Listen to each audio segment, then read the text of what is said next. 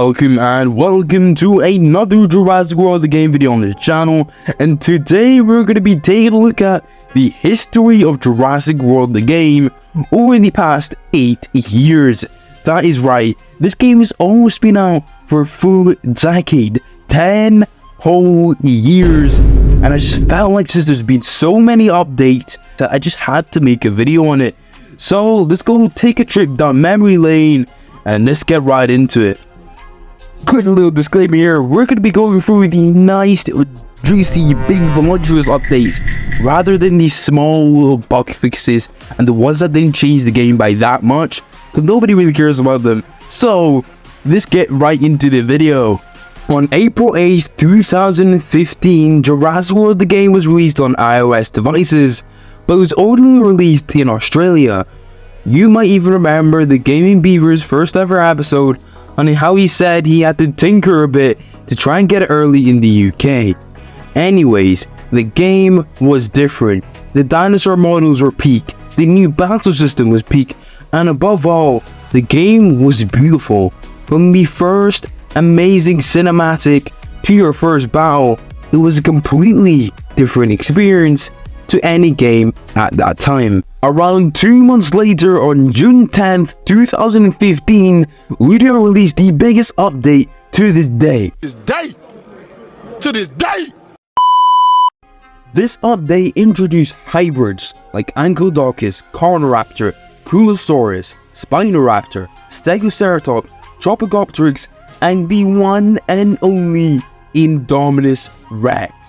On August 4th, 2015, 3 new dinosaurs were added into the game, like Molophosaurus, Ophiocodon, and Schilosaurus, and the infamous Argentinosaurus model was changed from this abomination to the much nicer one. On September the 30th, 2015, the first ever aquatic creature was added into the game, and that was the infamous Mosasaurus. It came with a 30-day tournament. Yes, 30 days, not 3 days like it is now, 30 whole days. It also came, this update also came with Dimorphodon, Therizinosaurus, Giganocephalus, and Pachyceratops. Following that update on December the 11th, 2015, Ammonite, Dacosaurus, Dunkleosteus, Chronosaurus, Leptocleitus, Thesproderma, Megalodon, Prognathodon, and Styxosaurus were all added into the aquatic part. June 29th, 2016 marked a pretty big update. This update introduced the VIP membership. This introduced a whole new level, whole new caliber of creatures like Apatosaurus, Hanosaurus, Henodus, Mastodonsaurus, Orthocanthus, Brestosuchus, Pterodactylus, Tynocalagria, and Tylosaurus were all added as the first VIP creatures in this game. In the same update, Omega 09 was also added into the game as the new boss battles.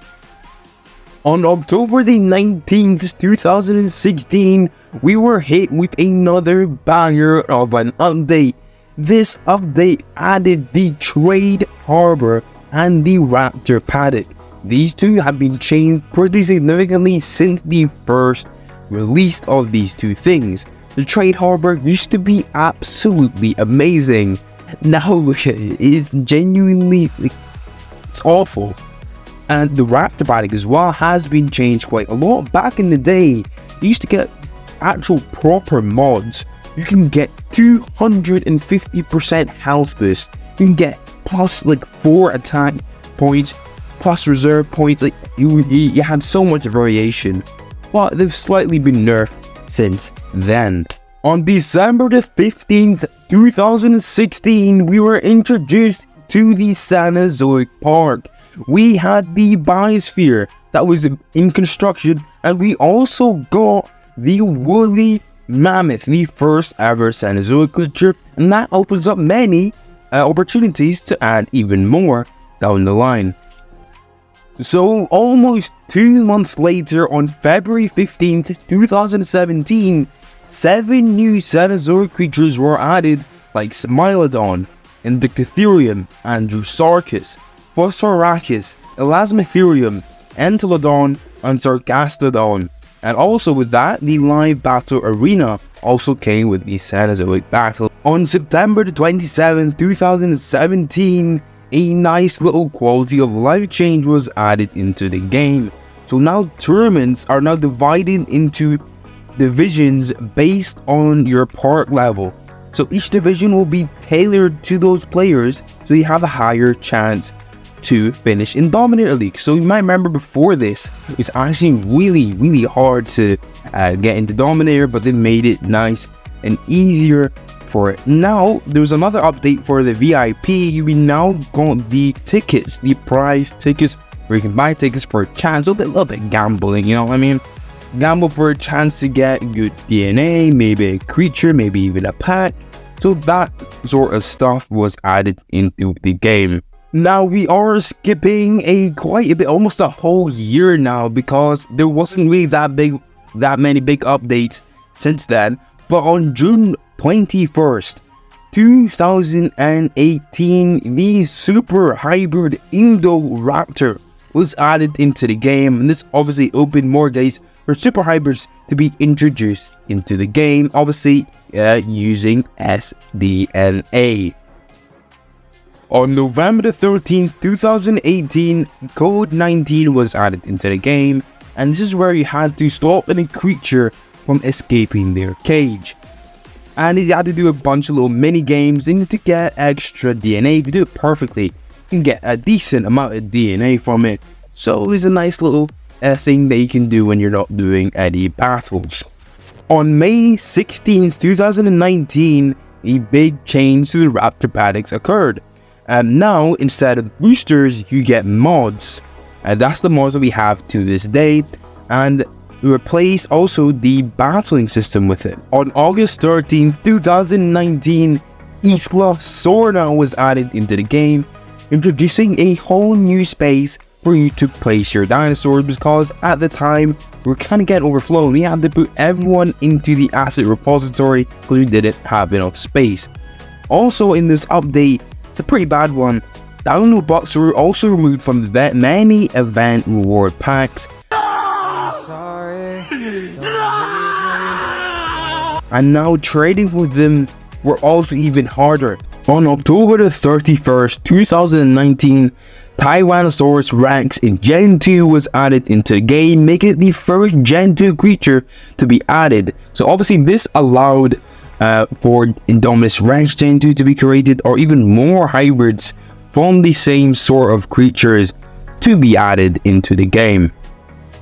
On November 5th, 2019, the Cenozoic Park received a drastic change, a huge rework, varying from buffs to nerfs. So now they have removed all rares from the Cenozoic Park and made them into other rarities, such as Andrewsarchus went from being a rare to a legendary creature. So if you had Andrewsarchus rare at level 40, got a huge buff to legendary stats. So you would have saved so much DNA if you had those creatures. On April the 28th, 2020, VIP received a huge buff.